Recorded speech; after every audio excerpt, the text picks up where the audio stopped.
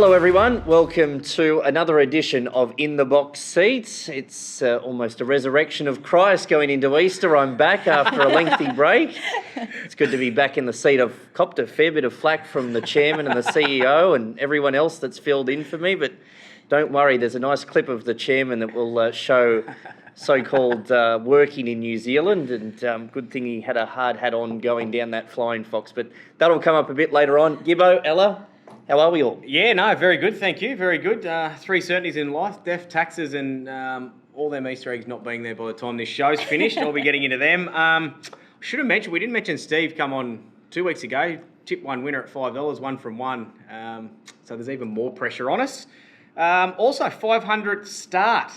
Yes. For one of your trotters, isn't it? Yeah, we were a bit stiff on Tuesday as well. He got held up at a crucial moment of the race and flashed home and ran fourth. So, 500 starts. But we're and going still going good. Yeah, we're going again Tuesday. Yep. Wow. Yeah, Fields come out yesterday. Trotter, and he was not there a again. greyhound, Yeah. Wow. No, he pulled up well. Great. So we said Must we'll just go love again. it. Some of them just love it, don't they? Yeah, he does. Give him a week off and he's almost uncontrollable at home. So, yeah, no, he ran well on Tuesday. It was a good promotion that the Albion Park Harness Racing Club did for us. So, and they did a plaque at the back of the horse stall saying, congratulations, 500 starts. So we're going to take a number and just add it to the end each week. So saves them doing extra plaques. Ella, you've been busy? Yes, good to be back. I wasn't away quite as long as you, but Jane didn't tip any winners last week, so it's okay. I'm not out of a job yet. I've still got this week, so hopefully I can get one on the board finally. We've found a few winners of late, so it's an exclusive panel to be on. But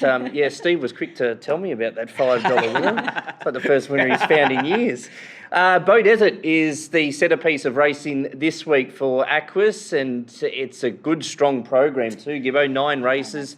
Track has been upgraded to a soft 6 this morning. Hopefully we can dodge those thunderstorms forecast Friday afternoon. Yeah, if we get that heat, I think it'll probably be a perfect racing surface. I actually love racing out there. Big fields. Yep.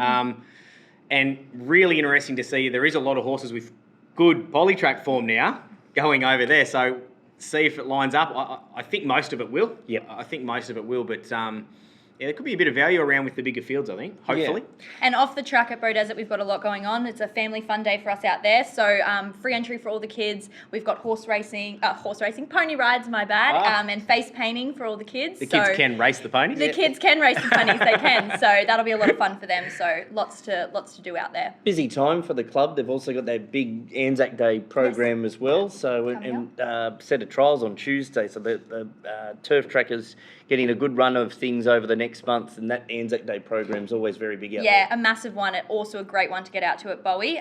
There'll be a huge crowd, heaps going on, fashions on the field, racing, of course. I'm sure we'll get to those 9 races as well. So very excited. It's but also note with that Anzac Day, it is important to get the pre-booked tickets for that program. Let's find a winner on Saturday. Gibbo, how do you see the program? Yeah, I've tried to find some value, so I've sort of gone race 7, number 10, Selling Sunset. I think it comes out of a better race than this. I think it's been nice and consistent. I think it maps well. Maybe the second, third pair has run well for Ainsworth before, so it just ticks a lot of boxes, and sort of thought I'd go outside the square a little bit and go race 7, number 10, Selling Sunset. And then the class runner, race 8, number 1, Tremonto. Now, we know how good he is, how good he's been. His last win was Bow Desert. I think he's suited at the track.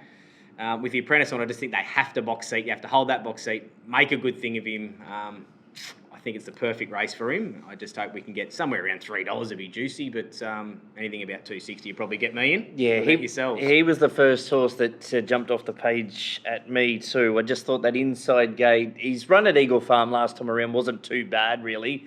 There was a bit of sort of stable confidence to suggest he'd run well, and it was just one of those 1,000-metre races. The back markers just couldn't really get into it. They just went super quick up front, and he was back and wide, and I thought that's a good enough run for that sort of race. Yeah, this looks easier. At his best, he should put them away. The sort of slight knock is his tricky record at 1,200. He's 0-17, but he's been placed 7 times. But if we do get the rain on Friday, he can handle soft or heavy track. So he's the one for me, Tremonto as well. So we'll double the bet there. Ella? So I'm looking... as we know, I always tip by name. So this week, Jane did 3 last week. So I thought if she can do 3, I can do 2. Yeah. So I've gone 1 by name and 1. I've looked at the form. So I've gone race 6, number 1, Facetious. We've got Bailey Wheeler on board, who is killing our apprenticeship tally at the moment, which we'll talk about in a few minutes. So I've gone race 6, number 1, and then also I've had to tip by name.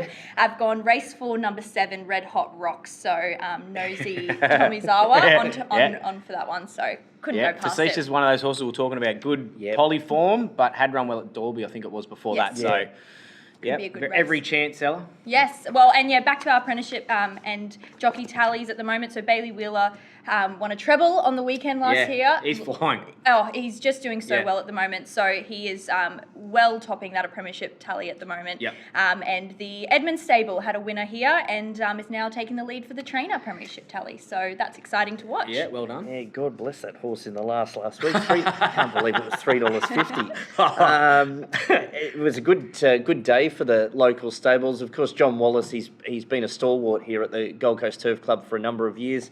He had a winner and also a placing on Saturday from his couple of runners. He's got a couple of good chances at Bow Desert on Saturday as well. And good to see Peter Roble have his first runners on Saturday in Brisbane. Rickon, who trialled extremely well at Randwick a couple of weeks ago. In fact, the day that we interviewed Peter Roble in our content piece for the club, trialled that morning, and he lines up in a good solid 3-year-old race on Saturday. But the way that he trialled the other morning, he should run well. So good to see Peter have his first runners from the new base here at the Gold Coast. Yeah, probably just needs a little luck from the gate, but obviously has the quality to win a race like that. And Ella, can you tell us about the Palm Super Saturdays? Yes. What's the latest? It's returning. So your favourite spot on track, Gibbo. You love the Palms.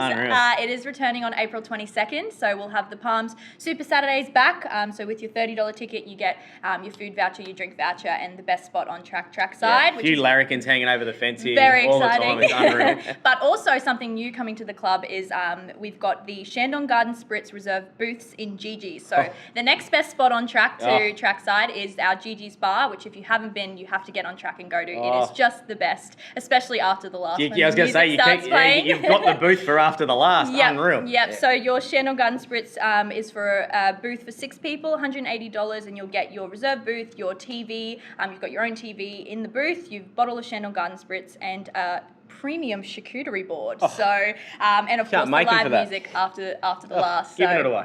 Best spot. That's where I'll be on track. Yeah, well, there's the best bet for the weekend. Just do that every week. How long does that last for after the last? So that normally goes till around 8 o'clock, but until the music stops. I find it still they kick you out, Mitch. Someone will be doing correct place for me in the last race, that's for sure. As we look ahead to our feature meeting, the Hollandale Stakes meeting, obviously will be run at the Sunshine Coast. Don't forget all those packages through the Coast to Coast promotion. Obviously selling very well, Ella. Oh, selling phenomenally. We're very excited. There's only a few tickets left into a few of the wonderful packages up at the Sunshine Coast. So you have to get in quick. You can book online at gctc.com.au. And the race is building well. Gibbo Zaki trialled well during the week. He'll line up in the All-Age Stakes and hopefully on his way up here to defend his crown from last year. Oh, he's just a ripper, isn't he? He's just he loves the sun on his back too up here. He showed he can race anywhere, but I doubt he sort of improves as soon as he crosses the border. Yeah. Also, news this week that Juayas, the Australian Cup winner from last season, could very well be on her way to Brisbane for the Winter Carnival. Looking forward to the weekend. Happy Easter, guys. Yeah, happy Easter. Good to be back, and I'll make sure that I'll certainly give it to the CEO and chairman. And don't forget to watch that clip of Cookie on the Flying Fox with a helmet on. It's a flying fox. You'd think he was jumping off the side of a mountain. Anyway, that's this week's edition of In the Box. We'll be back again next week.